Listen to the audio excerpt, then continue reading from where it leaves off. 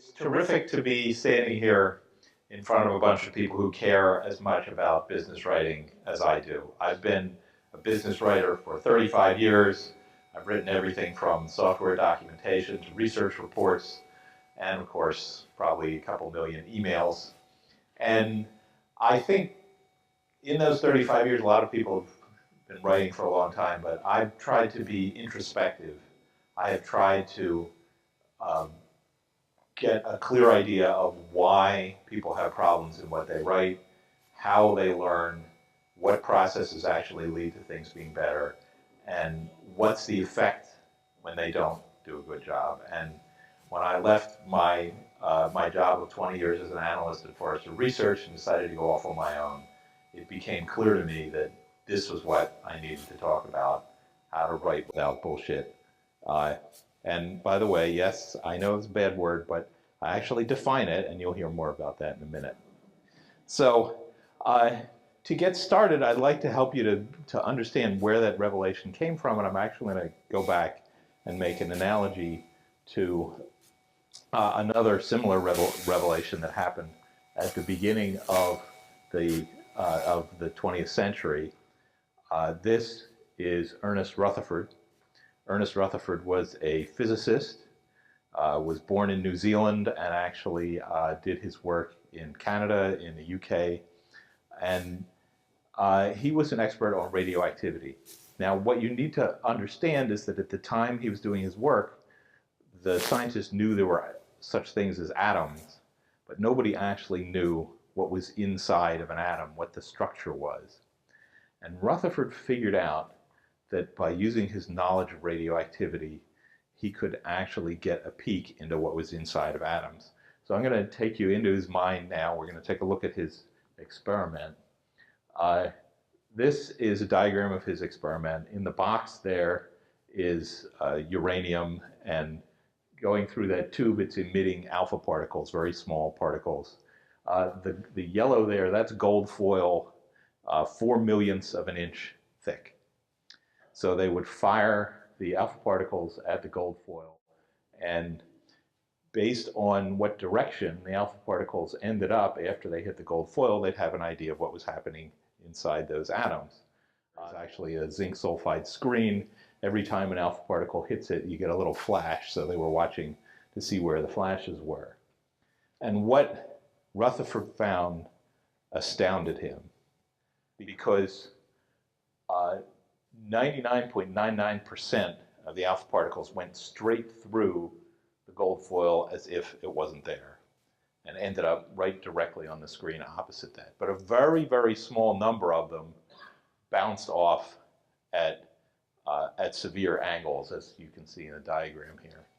And this is how Rutherford described his reaction to what he saw. He said, it was almost as incredible as if you fired a 15-inch shell at a piece of tissue paper and it came back and hit you. So think about for a minute what this means. The model of the atom that would get these results is one in which almost all of the mass of the atom is concentrated in a teeny tiny nucleus in the center, and the rest of the atom is empty space. And what that meant was that everything Rutherford was looking at and everything you're looking at right now is mostly nothing. The table, there's nothing really there, right? The people, there's nothing really there. It's just mostly empty space except for these tiny nuclei. Now, the reason I tell this story is because I feel a sort of affinity for it in the revelation that I had when I decided to go off on my own and write about writing. And that revelation is that most of what we read is nothing. It's mostly bullshit. It's mostly stuff that does not communicate. And as I said, I actually am going to define bullshit. Bullshit is any form of communication that wastes the reader's time and fails to communicate clearly and accurately. And I decided that I would dedicate the rest of my career to figuring out why the bullshit is there, where it comes from, why people do it, how they can fix it, what are the types of bullshit. That's right, that's what I do now. So let me give you a peek into how we're going to do this.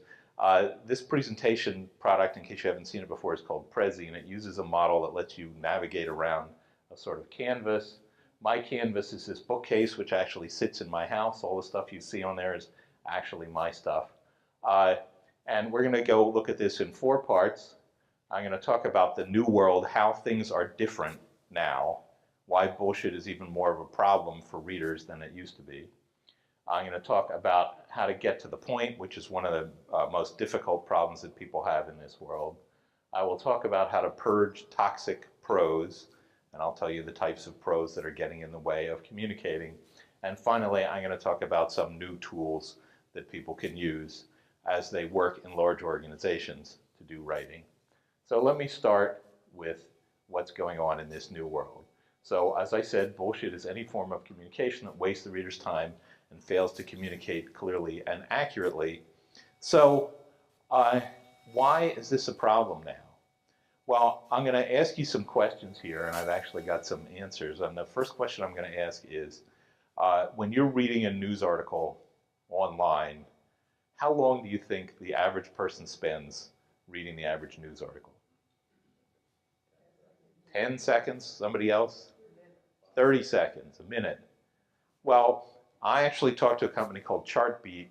You may not realize this, but their software is in every media site that you look at, so they know whether you're reading on a phone or a computer and how long you've spent. And this is what they found. The average time spent on a news article is 36 seconds. There are still people who read things more in print and online. Forrester Research did some research on this, and the name of this group of people is old people. So there are people who read more in print than online are 70 years old and older. The average number of emails that a person sends or receives a day is 121. And the average, did I offend some people here with that? I'm sorry. The average number of hours per day that people spend on a smartphone is 3.3 hours per day. So this is the environment that the things that you are writing is going out into. And the problem that you have is that people reading online do not concentrate as well as people who are reading in print. I interviewed Naomi Barron, who's at American University, very close to here, about this. She's a psychologist that's expert on this, and this is what she told me. Digital technologies are not designed for deep reading. And yet, we still write the way we always used to write. And that is the problem, is that the writing training that we had was for print, and people don't read in print anymore. So let me show you in a little bit of detail what I mean about bullshit and the words that are not actually communicating. And to do that, I'm going to take a look at an email. So this is an email a friend of mine got. Here's what it says. Subject, opportunity. Good morning. Our client is a newly funded startup focused on transforming real-time content at the intersection of community and commerce.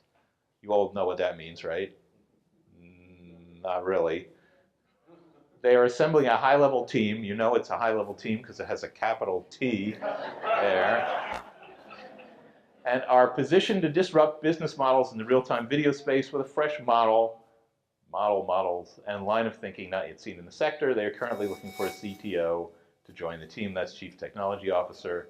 I would love the opportunity to discuss the opportunity with you.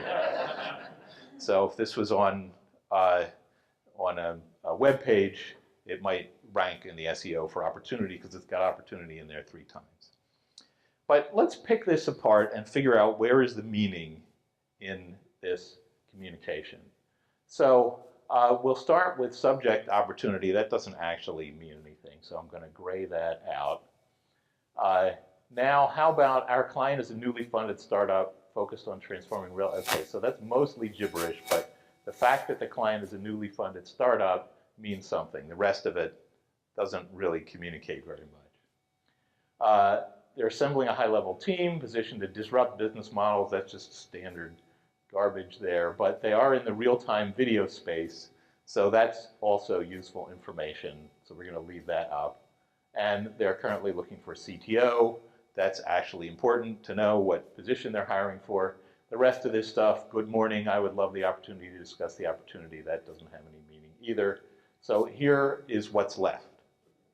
These are the words that are actually doing some work in here, and the rest of it is bullshit. Now, I actually developed a metric here. This metric is not quite as precise and rigorous as the metrics that you get from your VisibleThread grader, but this metric is, for any passage, the meaning ratio is the number of meaningful words divided by the total number of words. Very simple idea. So when I apply the meaning ratio to that thing we just read, you get 6%.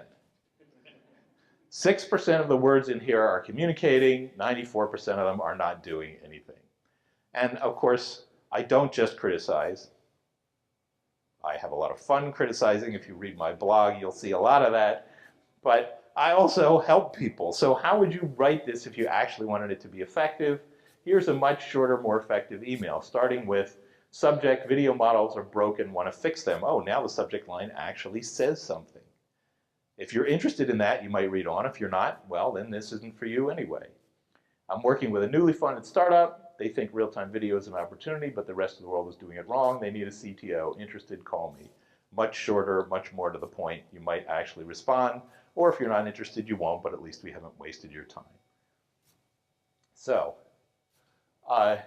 this is at the center of my book, and everything that I do is the iron imperative, which is that you must treat the reader's time as more valuable than your own. When you read things, do you feel like they are treating your time as more valuable than that of the reader? Sometimes you do, often you don't. And this means you're going to have to work a little harder on what you create, but this is what will actually make you stand out. That's why the subtitle of my book is Boost Your Career by Saying What You Mean, because people who write this way stand out. Now, I am a former analyst, and as a result, I research things as rigorously as I can. And part of what I did to find out more about this was I surveyed 547 people in something I call the WOBS Writer Survey. These 547 people were business writers, but all that meant was that they said that they wrote at least 2 hours per week in addition to email. So that included writers and editors, but it also included managers, supervisors, entrepreneurs, technology people, human resource people. Basically, you're a good cross-section of writers. And I'm going to give you a peek at what they told me. The first thing I learned is just how crowded our day is with writing. So these writers told me that the time they spent reading per week was 25.5 hours per week, and they spent 20.4 hours per week writing. So that's 46 hours a week reading and writing. And that doesn't even include coffee breaks. So that is the environment that everything you write is going out into, an environment where people are reading all day long, a very cluttered environment. Do they feel that most of this writing is wasting their time? Well, here's what they told me about that. I asked, do you agree with this statement? Poorly written material wastes a lot of my time. 81% agreed with that. How many of you would agree with that? Okay, so you're even more unhappy than the people who answered my survey. They also, half of them also said that reading on a device makes it hard to concentrate. Now, I decided to put some economic modeling into this. So I looked at some data from the Bureau of Labor Statistics. So the Bureau of Labor Statistics actually tracks every single job in America. There are 138 million workers in America. And if you look at the job classifications, 58% of those jobs are non-reading intensive. They are jobs for people who spend less than 25% of their time reading. So you might think of restaurant workers, for example. But 42% of them are reading intensive. That's 57.5 million people. And as you might imagine, they tend to get paid more than the people who are not reading as part of their job. So that's 42% of the population, 42% of the workers that spend at least 25% of their time reading. And when you look at the wages paid to everybody in America, there are 6 $6.7 trillion in total wages paid. $4.8 trillion is paid for time that's not spent reading, and $1.8 trillion is spent on reading. So America is paying $1.8 trillion in wages to people who are reading, and of that, $396 billion is wasted on time spent trying to figure out stuff that's poorly written. $396 billion is the cost of bad writing in America.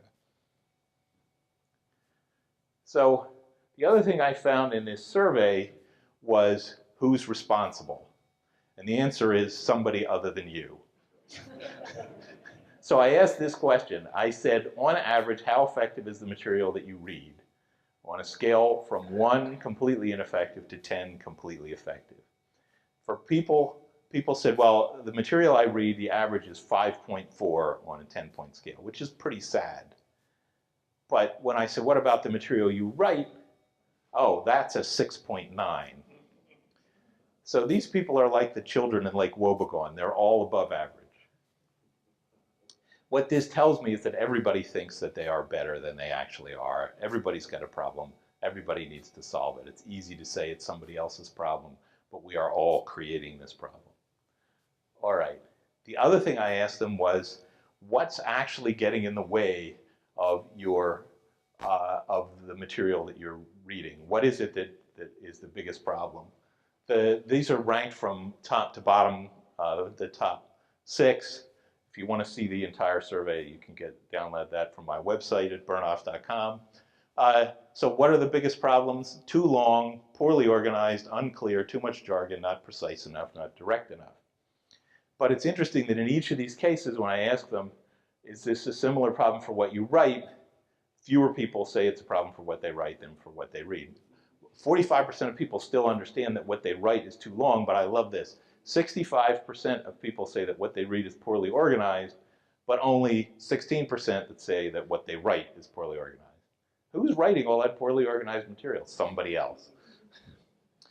Okay, so that's my review of the New World. And what I'm here to tell you now is that you must unlearn what you have learned. This is how we got here. Okay, I have 2 children. They are now college age, but they've gone through both high school and now part of college. And in high school, in order to make it easy for people to grade, everyone writes these 5-paragraph themes. So you're immediately getting people into a very rigid way of writing. And then in college, of course, you get rewarded the longer and more obscure your paper is. Now, if you've hired people out of college, which I have, you find that if you really want them to write clearly, they need to unlearn everything that they learned in high school and college. So this is how we got to this spot. Thank you, Yoda. All right, so let me go on now to how to fix it. And here's how to fix it. I'm going to start with get to the point. So let me talk about how to write things that are shorter. And to give you sort of a lesson in this, I want to show you this email. So this email came from Stephen Elop. Stephen Elop was the CEO of the mobile phone part of Nokia, and when Microsoft acquired Nokia, he became the head of an organization in Microsoft that had tens of thousands of people in it. And in case you don't remember, this was one of the most disastrous acquisitions that ever took place. Really bad idea. So a little ways into it, Elop needed to communicate that some changes were necessary, and so he wrote this 1,100-word email. And imagine that you are receiving this. Okay, here's the beginning of it. Hello there. Really don't know what's coming after that. Microsoft's strategy is focused on productivity and our desire to help people do more. As the Microsoft Devices Group, our role is to light up this strategy for people. So what do you think this email is about? Well, I don't know, but it's from the boss, so I guess we need to pay attention. And he rambles on about all sorts of stuff until about 3/4 of the way through he gets to this passage. We planned that this would result in an estimated reduction of 12,500 factory direct and professional employees over the next year. These decisions are difficult for the team, and we plan to support departing team members with severance benefits. Holy cow! We're getting rid of 12,000 people.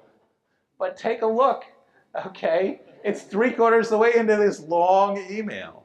Now, what do you think happens when somebody receives this, right? You're a worker in this group, and you're like, oh God, this is another long email from Stephen Elop. But then somebody who actually read it says, look, they're laying off 12,000 people. So you immediately ignore everything that's in the email, and you turn to your buddy and say, they're getting rid of 12,000 people. This message is completely ineffective. And the reason it's ineffective is because he buried the lead big time here. That there's no reason that you want to have an 1,100 word message where 3/4 the way in you find out something important like that. So in order to remember that you need to make everything shorter, I want to share this picture of Chris Pratt with an axe. I've been told, especially by female members of my previous audiences, that this is a memorable picture. Gets tweeted a lot. Anyway, why think about Chris Pratt with an axe? Because he is telling you, whenever you write something, think of Chris Pratt and then think of doing these things. Always start with a word limit, right? So 200 words, 500 words, 1,000 words. If you start and you don't know how long it's going to be, then there's no discipline and you just ramble on. Always edit that first draft. It is, by the way, natural. It is not anything that you're doing wrong if you write a first draft and you don't really figure out what you want to say until you get to the end of it. But then go back and fix it. And when you figure out what you mean, rewrite and eliminate the stuff that's not relevant. And delete and reorganize what you've written relentlessly. If you're saying the same thing in 3 different places, put it all together, shrink it. This is how you make things shorter. Now, it's not just important to write short, it's also important to write differently. And that's because in an online world, people have a relatively short time that they spend on any piece of writing. And that is why you need to always front load your writing.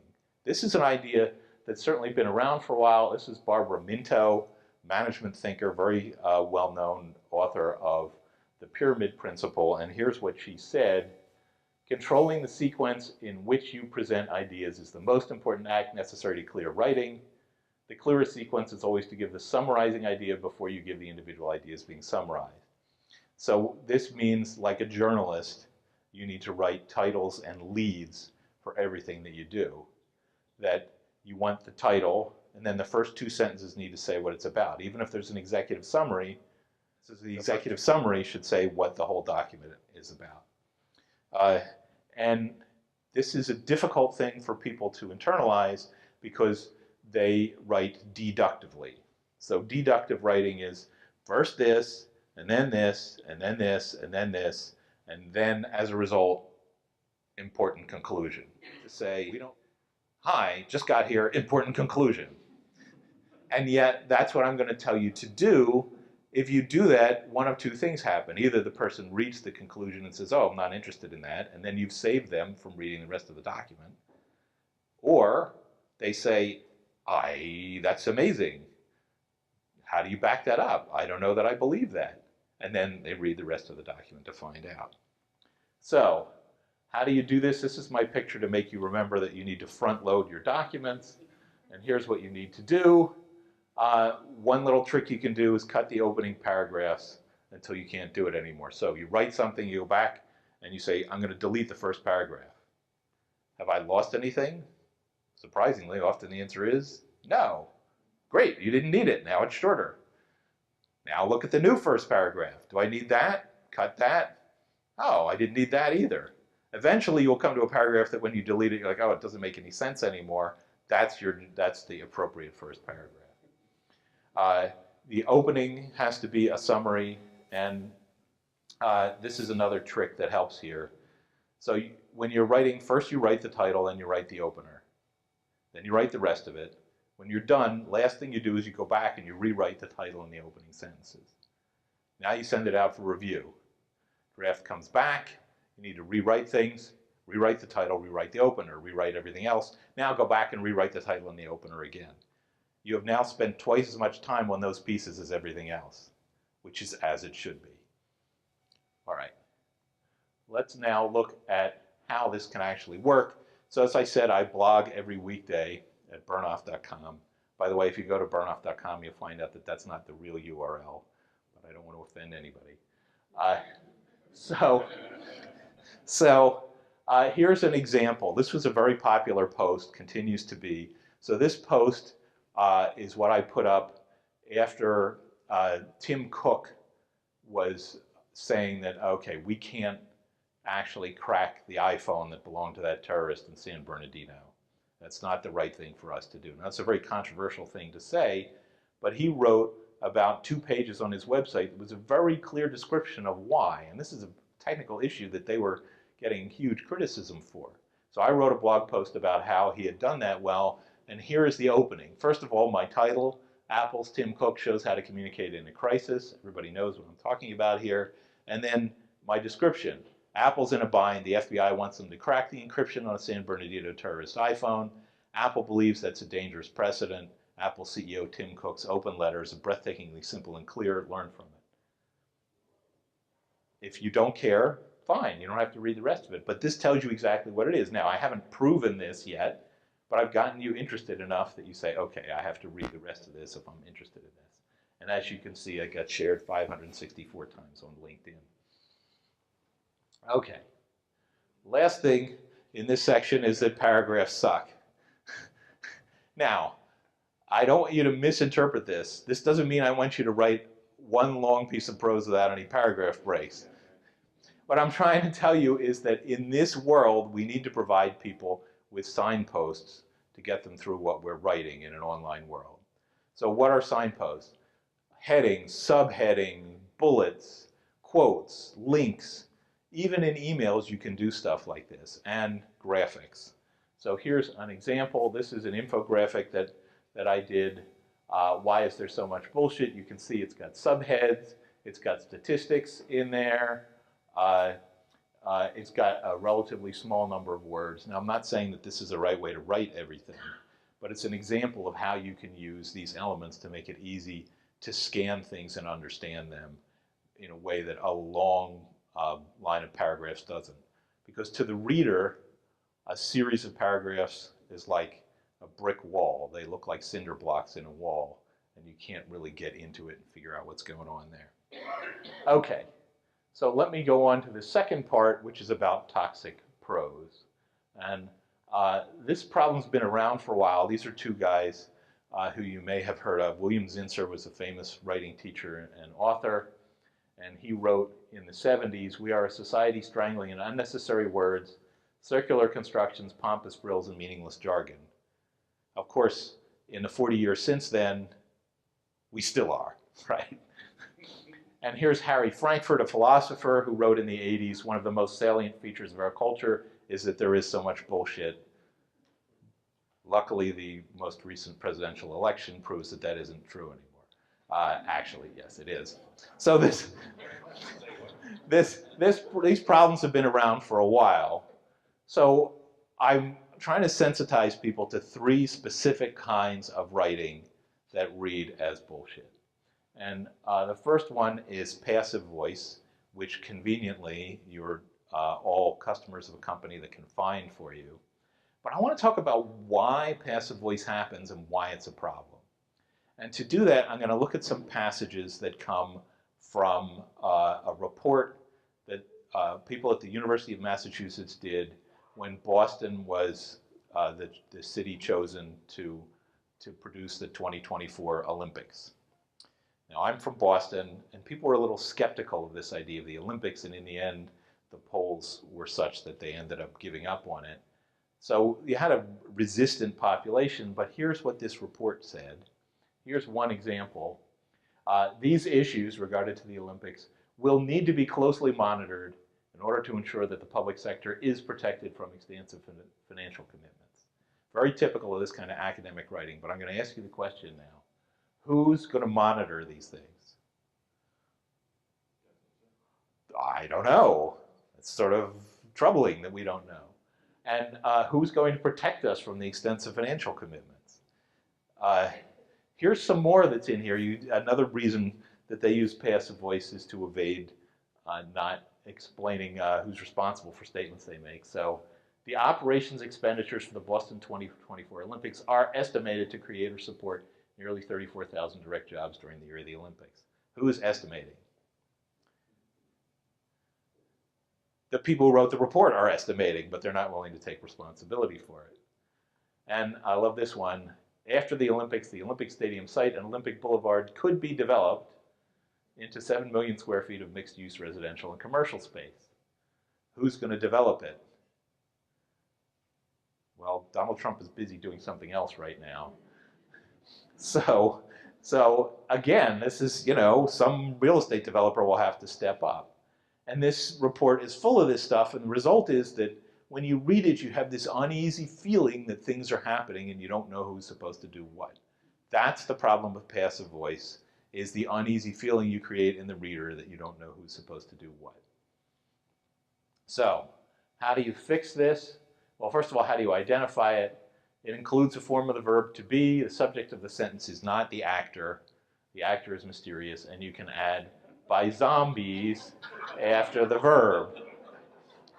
Is that how your software works? That it looks at each sentence and then it says, could I add by zombies? Right? So let me go back to this first one here, right? These issues will need to be closely monitored by zombies in order to ensure that the public sector is protected by zombies from extensive financial commitments. So if you explain passive voice to somebody in a grammatical way, it tends not to work, but the zombies test is very effective. Okay. Let's move on now to the second problem, which is jargon. So here is a press release from Trunk.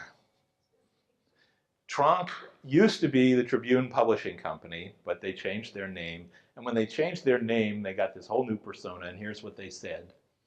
Tribune Publishing announces corporate rebranding, changes name to Trunk. Chicago, Tribune Publishing Company today announced that the company will change its name to Trunk, Inc., a content curation and monetization company. Anybody here work for a content curation and monetization company? No? Focused on creating and distributing premium verified content across all channels. Trunk, or Tribune Online Content, captures the essence of the company's mission. Trunk pools the company's leading media brands and leverages innovative technology. That's what I'm doing with this presentation. I'm leveraging innovative technology to deliver personalized and interactive experiences to its 60 million monthly users. The problem with jargon is that you're basically saying, we're so smart, we can use words that you don't understand. And the reader's reaction is basically, what are these people talking about? How many of you have a problem with jargon in the things that your companies work with? Yeah, it's sort of pervasive, isn't it? So here's why it exists. You have to understand why jargon is there. The main problem is what Steven Pinker, the writing expert, calls the curse of knowledge. I live in a world where people use this language.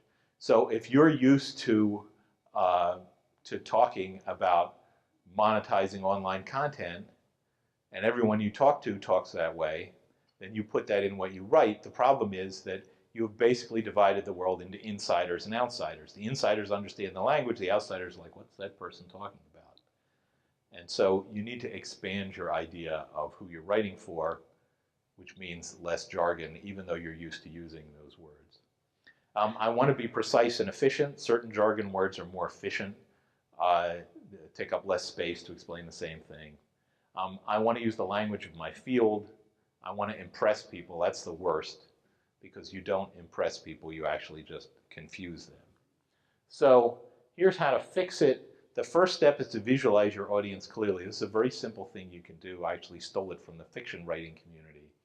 So let me do an example here. I'm going to ask you, Evan. So tell me who is the audience for the things your company writes. The federal government. The federal, okay, but that's huge. What kinds of people in the federal government? Well, we're a defense contractor, so whichever agency put out the request for information. Okay, so this might be generals in the Pentagon or other people in the Defense Department. Okay, and there's certain words that they're used to using, and there are other words that they are not as familiar with. What I'd suggest for your company is that whenever people are writing, that they have a picture of some of these generals and Defense Department people, and you put that picture up on your monitor or next to your monitor. And then when you're writing, you think about what would these people think of what I'm writing. And each of you can do this exercise. Your audience is different, but everyone can, if you're writing for your department, have a picture of the people in your department. If you're writing for your boss, have a picture of your boss. Rewrite things in plain English. It's not that hard. You saw I did that with that initial opening email.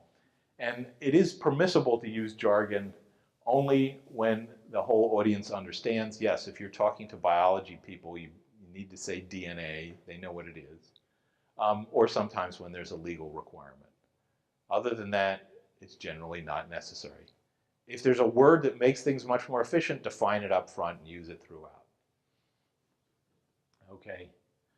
Here's a good example of how a sophisticated company can communicate without jargon.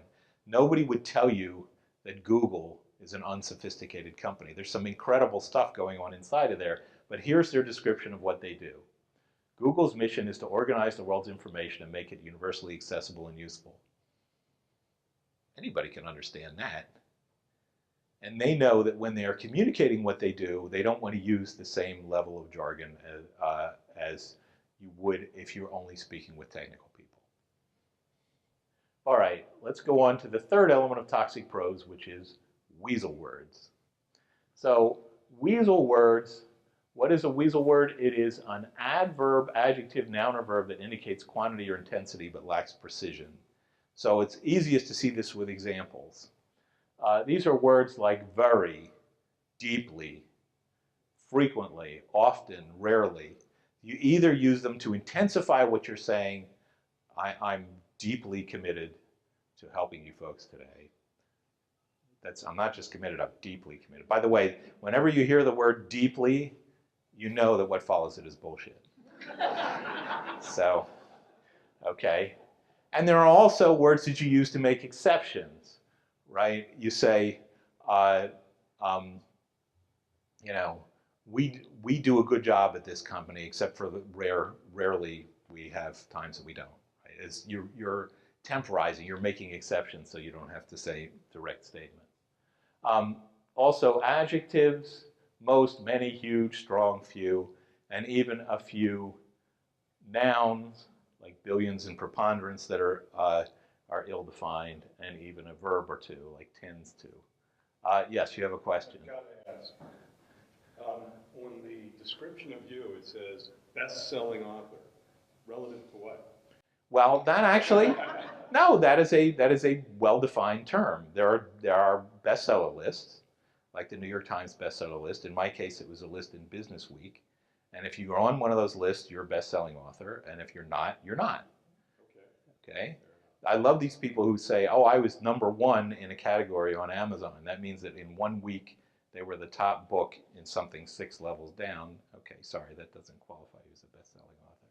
I try, by the way, I want to point this out about the weasel words, but it's also true about the jargon and the passive voice.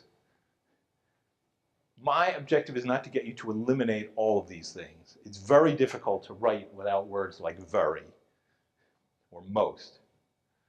But if you can reduce them by about 80%, you have less of a problem. The objective is to get the level of these words down to the point where what you write doesn't communicate as bullshit. So let's take a look at this. And here I'm going to talk about Chipotle. Who likes to eat at Chipotle? Aha, okay, a few people, a few brave people.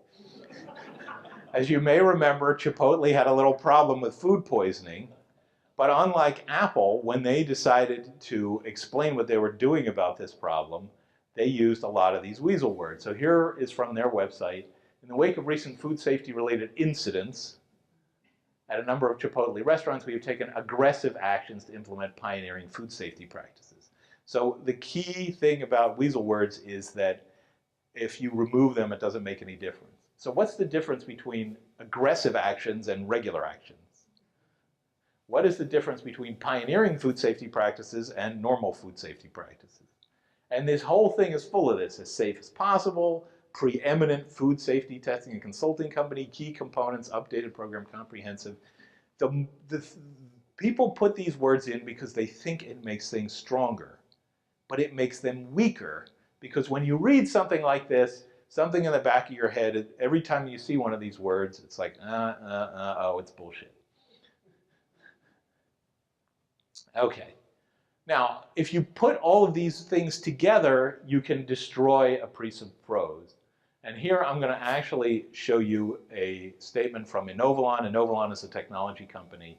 What does it do? Well, here's their description of what they do. Inovalon is a leading technology company that combines advanced cloud-based data analytics and data-driven intervention platforms to achieve. I'm not going to make you have to go through this whole thing. But if you take this passage of, this is right from their website, front and center of what they do, right? Here's the passive voice. Unique achievement of value is delivered by zombies through the effective progression. Okay. Here is the weasel words: leading technology company, meaningful insight, right? Large proprietary databases, advanced integration technologies. And here's the jargon: data-driven intervention platforms, integration technologies, predictive analytics. So the problem is not any of these things individually. It's that when you add this all up and start reading this, every time you hit one of those things, something in the back of your mind is saying, well, I don't know what this guy is trying to say. And eventually you recognize here that the meaning, that is the words that are not bullshitted here, is only 41%. Anything less than 70% reads as bullshit. Above 80% is excellent. Between 70 and 80 is typical for good prose.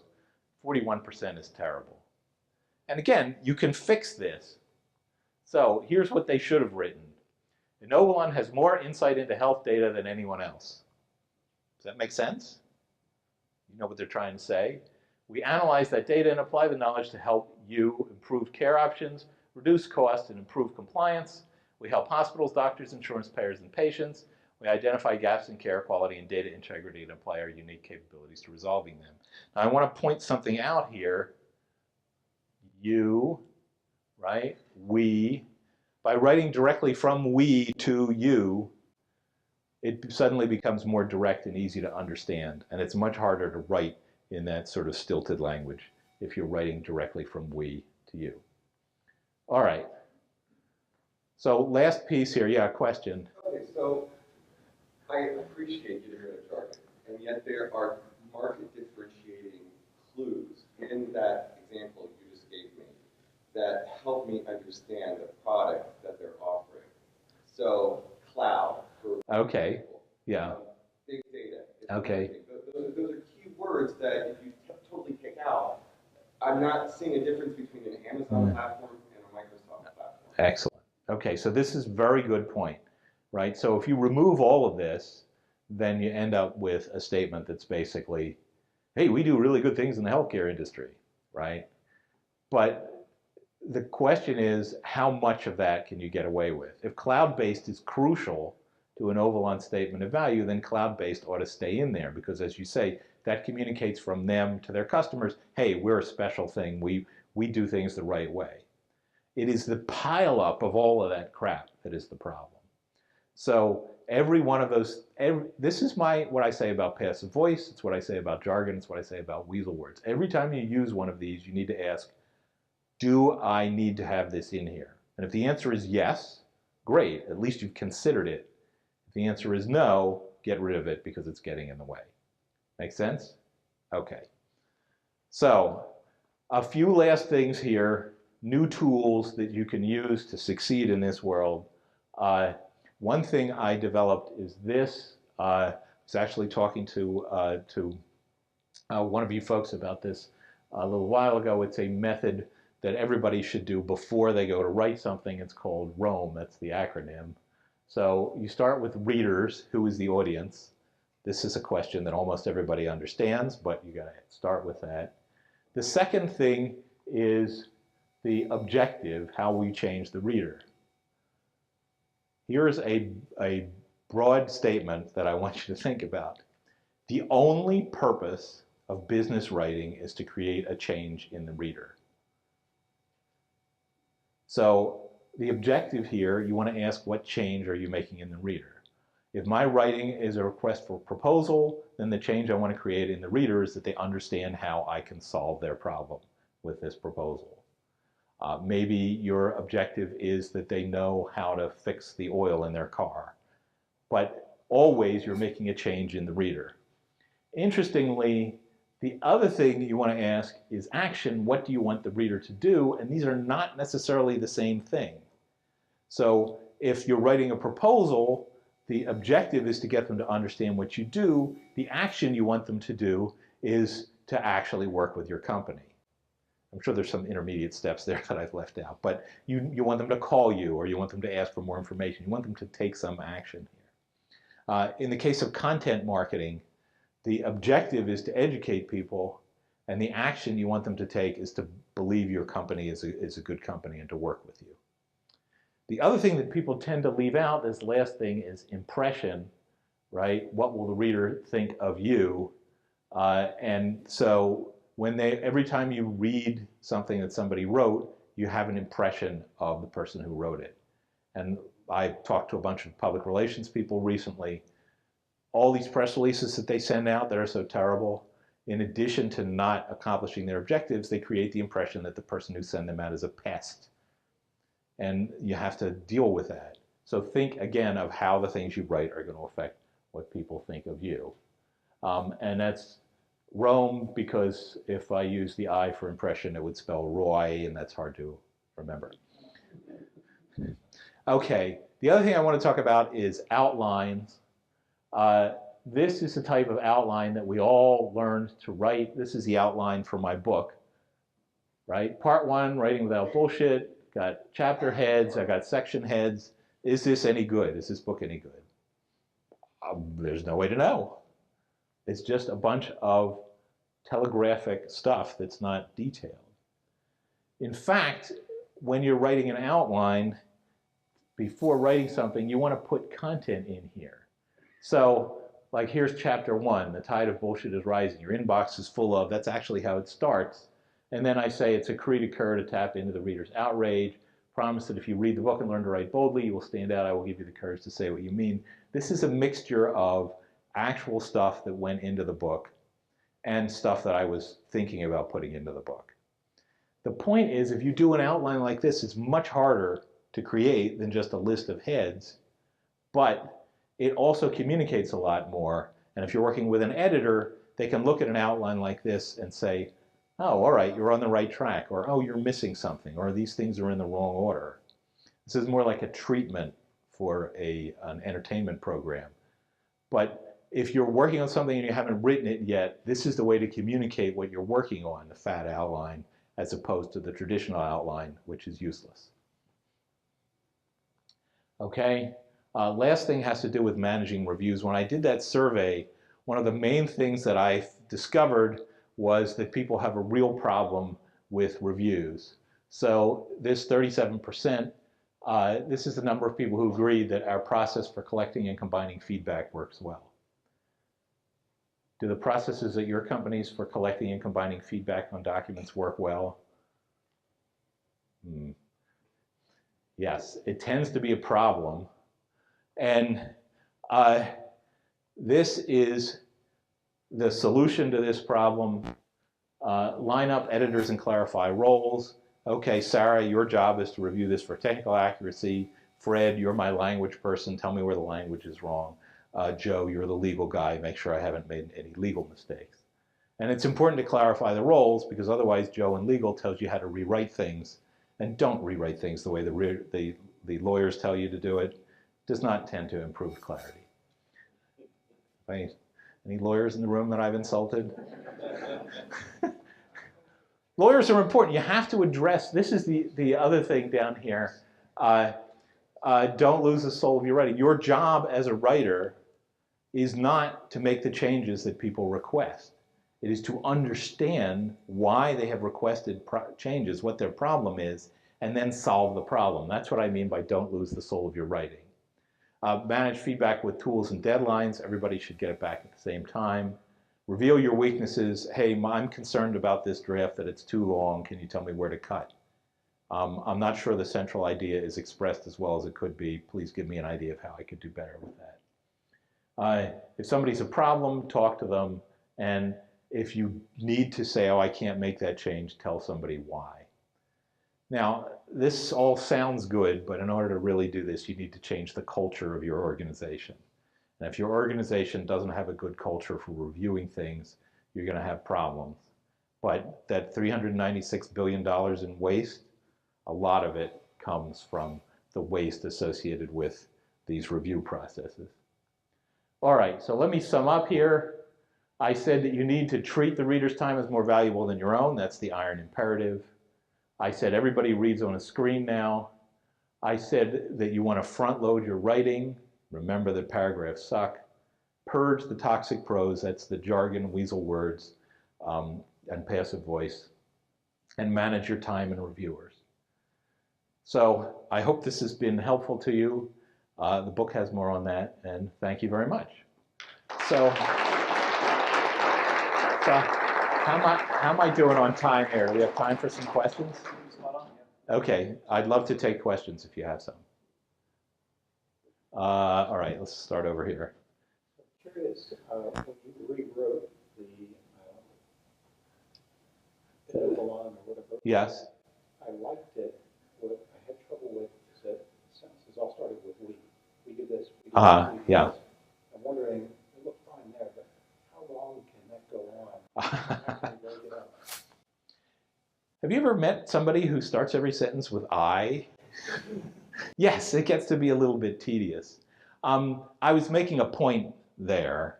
When you're describing what your company does, I think starting sentences with we makes a lot of sense.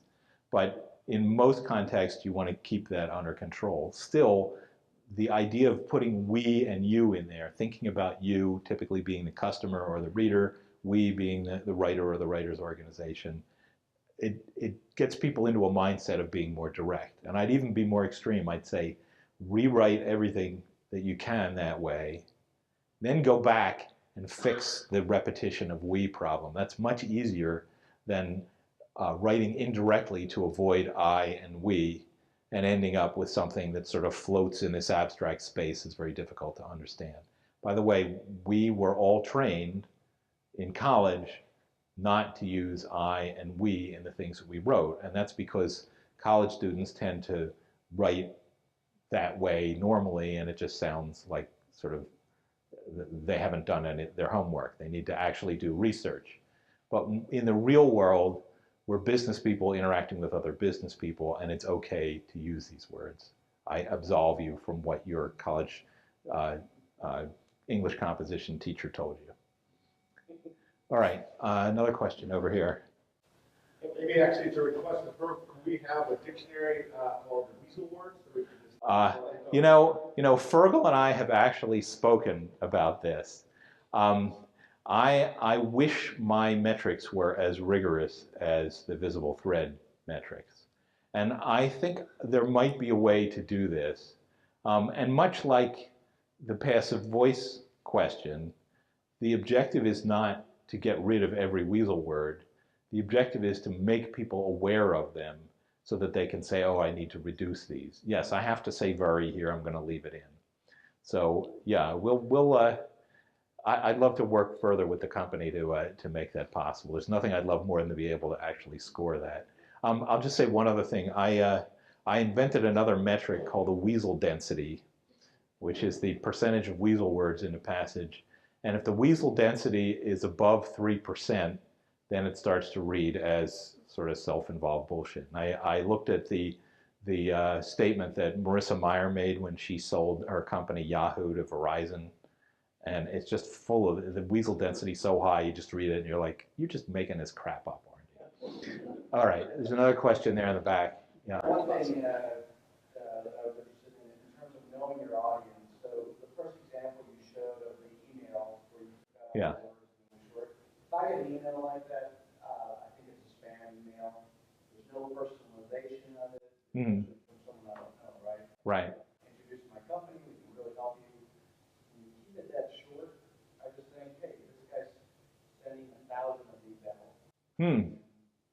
So to you, a short email communicates that it's not personalized? I mean, if they don't, it just shows that they're, you have a spam email. I'm going to do a poll here because I'm not sure everybody would agree with this.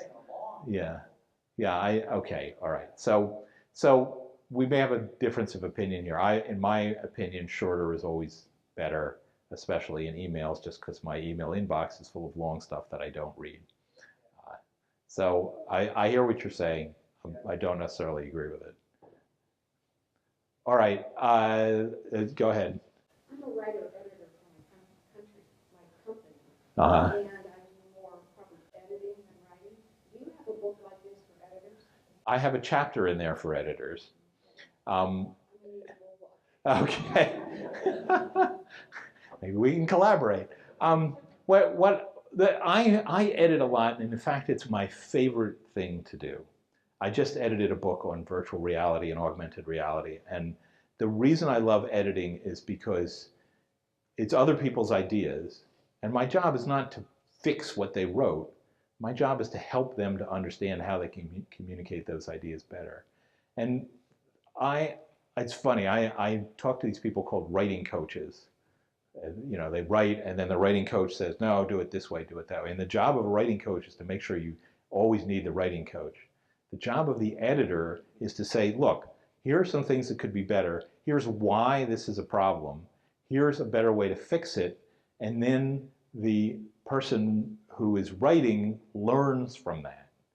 And when I edit somebody, if they are capable of learning, the objective is that in the future, they will be better writers, then they won't need me anymore. I don't know about any other editors, but I get tired of reading alphabet soup. The acronyms. Well, I think that falls under the jargon.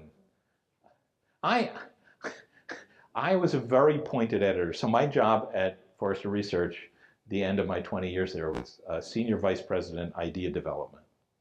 And that meant that they took the stuff that was going to have the most influence and be the most powerful, and I worked with those writers. So I was trying to develop them. But I would take a lot of time to highlight things and say, this is a problem and here's how to fix it. I'll just tell you, I had one writer who worked for me and he had a passive voice problem. So he turned in a draft and I highlighted the first instance of passive voice and I said, this is passive voice, fix this. The second one I said, passive voice, every time from here on out that you write a passive voice sentence, you must slap yourself. And then for the rest of the document, about 30 times, I would just highlight the words and write slap, slap, slap, slap, slap. Well, that guy never wrote passive voice again. Because in his head, every time he wrote a sentence like that, he could hear me say, Josh says I have to slap myself now. And then he changed it. And that's really a good editor's points these things out and says, this needs to be better and here's why. A little more work for the editor, but it actually means the next time what you get may be a little better.